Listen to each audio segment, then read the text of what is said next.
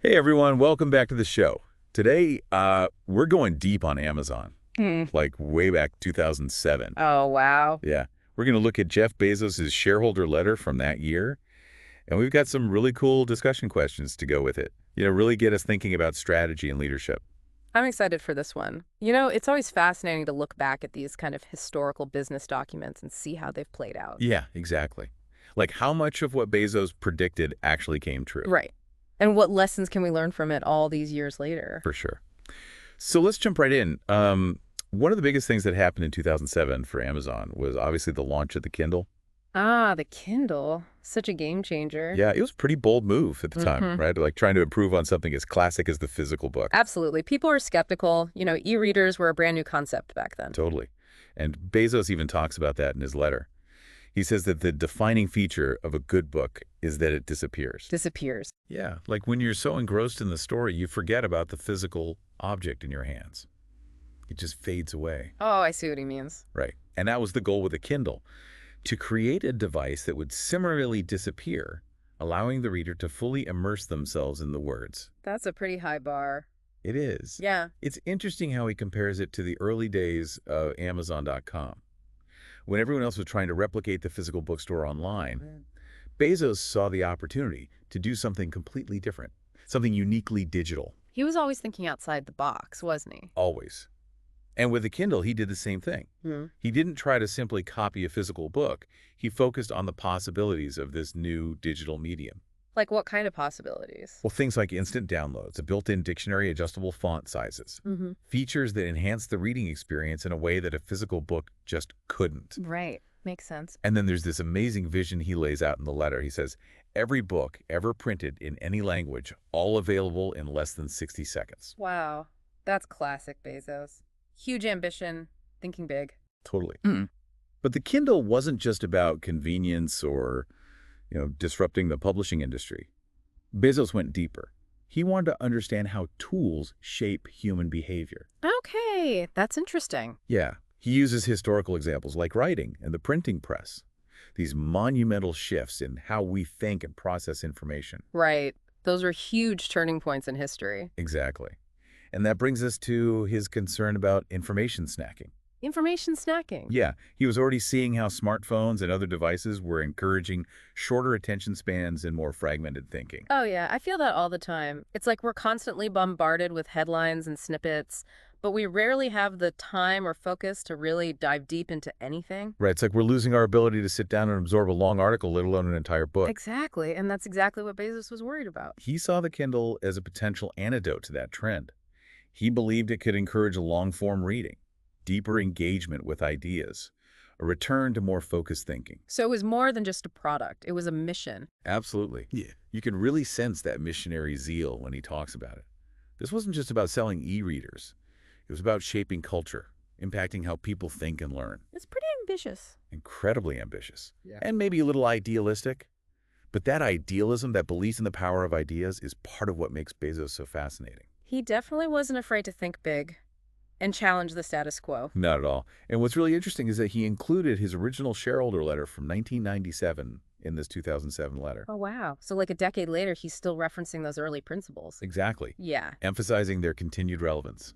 And that's where we see the real foundation of Amazon's success. Those core values he laid out in 97, customer obsession, long-term thinking, a data-driven approach. The building blocks of everything they've done. Yeah.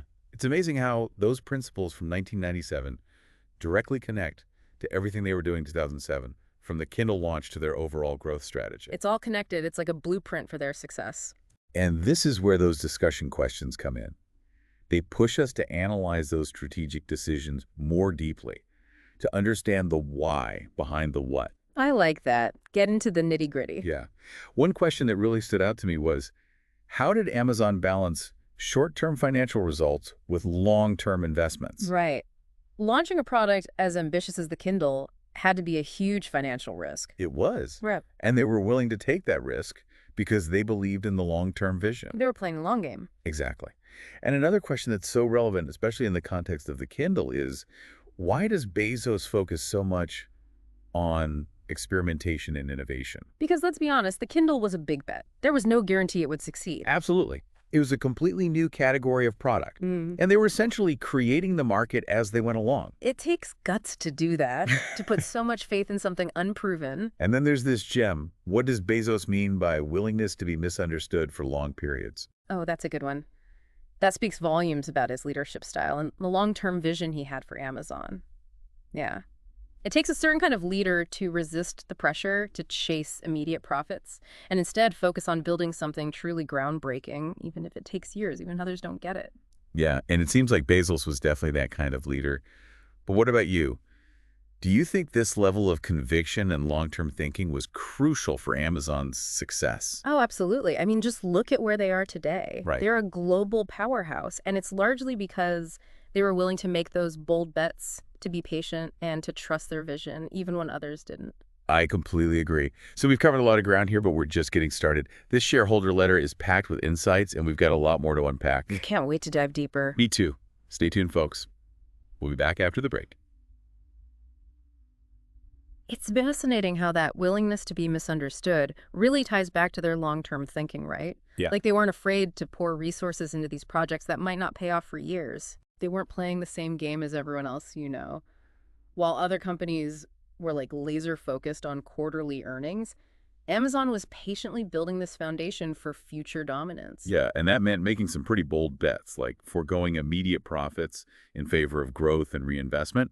That's not exactly the typical Wall Street mindset. It's almost like they flipped the script, you know? Bezos actually says this in his 1997 letter. Like, when faced with the choice between optimizing accounting figures and maximizing future cash flow, they always chose cash flow. It's so counterintuitive, but it clearly worked. And that unconventional approach is a huge part of why they became the giant they are today. Absolutely. It's a good reminder that sometimes the most successful path requires a different perspective, you know, a willingness to challenge the norm. Totally. And this long-term thinking wasn't just limited to financial decisions. It was woven into the very fabric of their culture. Think about their hiring practices, for instance. Right. Bezos talks about attracting and retaining a motivated employee base, people who think like owners. What do you make of that focus? I think it's brilliant. It creates this sense of shared responsibility and commitment to the company's vision, Yeah. you know? It's not just about showing up and collecting a paycheck. It's about building something meaningful, something bigger than yourself. And how does that connect to the discussion question about operational excellence? Because Bezos really emphasizes the importance of continuous improvement, constantly striving for efficiency and customer satisfaction. Because at the end of the day, ideas are great, but you need a rock-solid operational infrastructure to bring those ideas to life. And that's something Amazon excelled at. They were relentless in optimizing their fulfillment processes, logistics, pricing strategies, all with the goal of delivering this like seamless and satisfying customer experience. They were always raising the bar, right? Never settling for good enough. Yeah. And it seems like this pursuit of excellence really permeated everything they did, even their approach to innovation. Oh, for sure. For Amazon, innovation wasn't just about brainstorming new ideas. It was about rigorously testing those ideas, learning from failures, constantly refining their approach. They understood that innovation is an iterative process, right? This continuous cycle of experimentation and improvement. Which brings us to another really insightful discussion question. How did Amazon use data to enhance customer experience and business efficiency?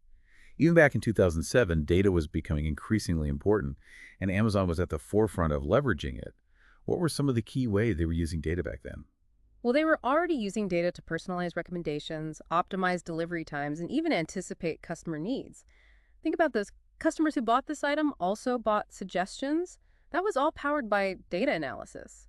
They understood that data wasn't just about numbers. It was about understanding their customers on a deeper level. And that customer-centric approach is arguably one of the biggest takeaways from this whole deep dive. It's not just a marketing slogan, it's like ingrained in their DNA. Every decision, every innovation seems to revolve around delivering value to the customer. It's a testament to the power of building a business around a core set of values. And in Amazon's case, those values, customer obsession, long-term thinking, a relentless pursuit of excellence, have been the driving force behind their whole journey. But we're looking at all of this through the lens of 2007, right? And the world has changed so much since then. The Kindle has evolved. The landscape of online commerce has shifted. So the question is, how relevant are these lessons today? How much of Amazon's 2007 playbook still holds true in the age of smartphones, social media, and this increasingly competitive tech landscape? That's the million-dollar question, isn't it? and it's one we'll explore in the final part of our deep dive. We'll examine how Amazon's 2007 vision has played out, the successes, the stumbles, and what lessons we can all glean from their incredible journey. All right, so we spent a lot of time with this 2007 letter from Bezos, really digging into Amazon's strategy at that It moment. was such a pivotal time for them. It really was. And we've seen how their bold bets, like their long-term thinking, their unwavering focus on the customer, all of that really paid off. Yeah, they were setting themselves up for something huge. But now I want to kind of step back and ask, what's changed since then? Are those lessons from 2007 still relevant in today's world? It's interesting because a lot of the trends that Bezos predicted have actually come true. Like we've seen exactly what he was talking about, the rise of information snacking, the explosion of mobile devices, like the constant demand for instant gratification. Yeah, it's like you had a crystal ball or something. Right. So in that sense, his vision was incredibly prescient. But what about his hope for the Kindle?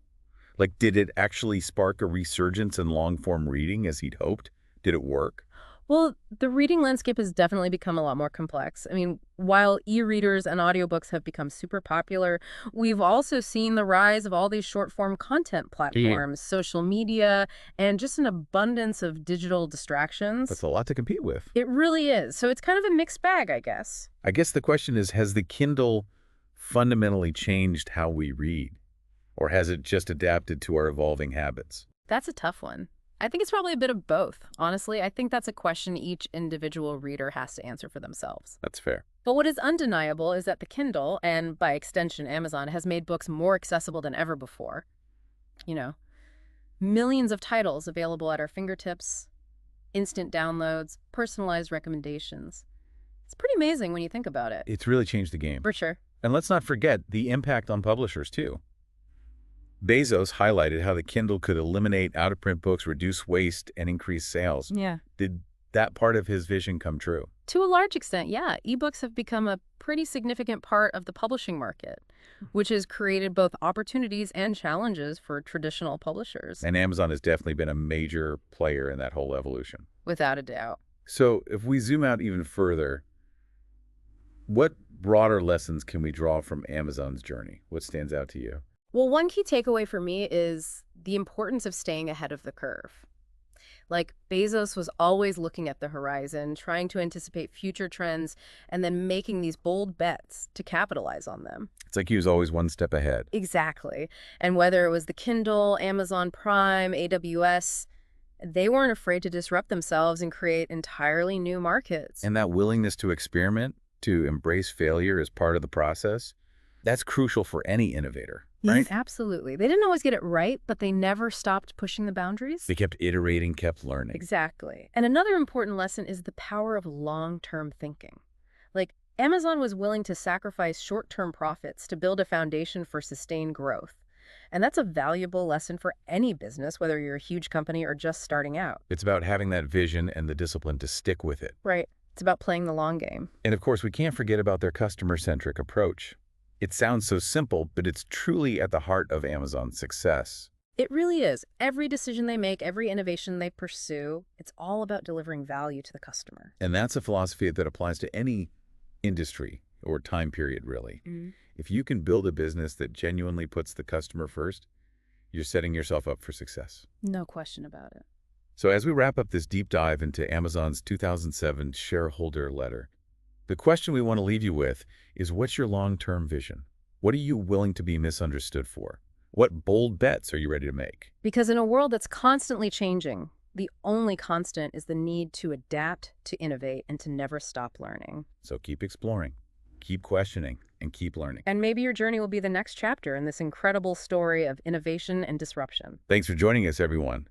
We'll be back next time with another deep dive into the ideas and insights that are shaping our world.